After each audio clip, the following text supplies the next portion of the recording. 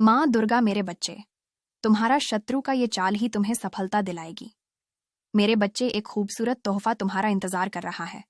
आज वक्त है अपने पंख फैलाने का, इस खुले आकाश में उड़ जाने का। मेरे बच्चे, तुम अब तक जिसे अपना पूरा संसार समझ रहे थे, वह तो बस एक छोटा सा अंश था। अपने पंख खोलो, तुम्हारा संसार तो यह खुला आकाश है जहां तुम बंधन मुक्त विचार करते हो। मेरे बच्चे, एक खूबसूरत तोहफा तुम्हारी ओर आ रहा है। यह तोहफा मेरी तरफ से मेरे बच्चे के लिए है।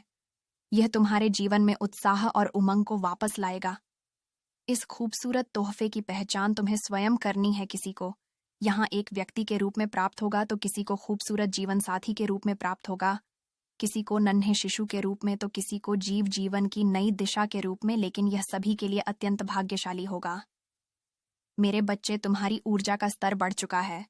यदि तुम अपने आप को एक दृष्टि बनकर देखो, तब तुम पाओगे तुम्हारे व्यक्तित्व में अब तक कितना परिवर्तन आ चुका है। यदि तुम अपनी तुलना पहले से करो, तब तुम देखोगे तुम्हारा किस प्रकार रूपांतर हुआ है। मेरे बच्चे, क्या यह सब एक दिन में संभव था? क्या तुमने कभी कल्पना की थी जिस प्रकार से तुम्हारा विश्वास होगा? क्योंकि यह सब प्राकृतिक द्वारा पूर्व निर्धारित होता है। जिस प्रकार विद्युत धारा प्रवाह के लिए उसी तरह चयन किया जाता है जिस तार की क्षमता उस धार को प्रवाहित कर सके। सूक्ष्म क्षमता की धार में अधिक धारा प्रवाहित कर दी गई तो वह ध्वस्त हो जाएगी। ठीक इसी प्रकार व्यक्ति के शरीर में ऊर्जा का प्रभाव है। जैसे जैसे तुम्हारी क्षमता में विकास होता है, वैसे वैसे तुम्हारे शरीर की ऊर्जा बढ़ती है।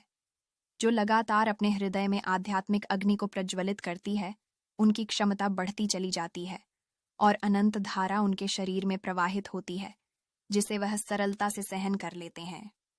मेरे बच्चे, तुम्हारे साथ जो कुछ भी हो रहा है, तो मुझसे घबराओ मत। यह सब तुम्हारी यात्रा का विशेष अंग है।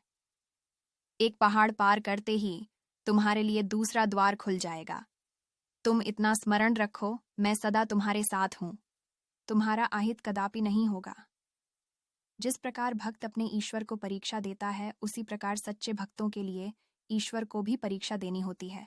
जब भी तुम्हें ऐसा लगे अब कुछ भी नहीं बचा, तो तुम मुझे पुकार लेना, तब तुम्हें झांत होगा।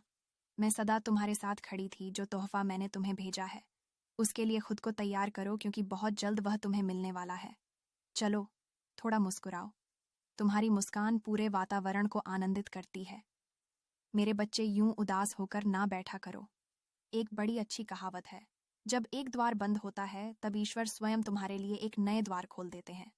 कुछ मनुष्य ऐसे होते हैं जो अनुभव करते हैं, हमारे साथ तो ऐसा नहीं हुआ, हमारे लिए तो कोई नया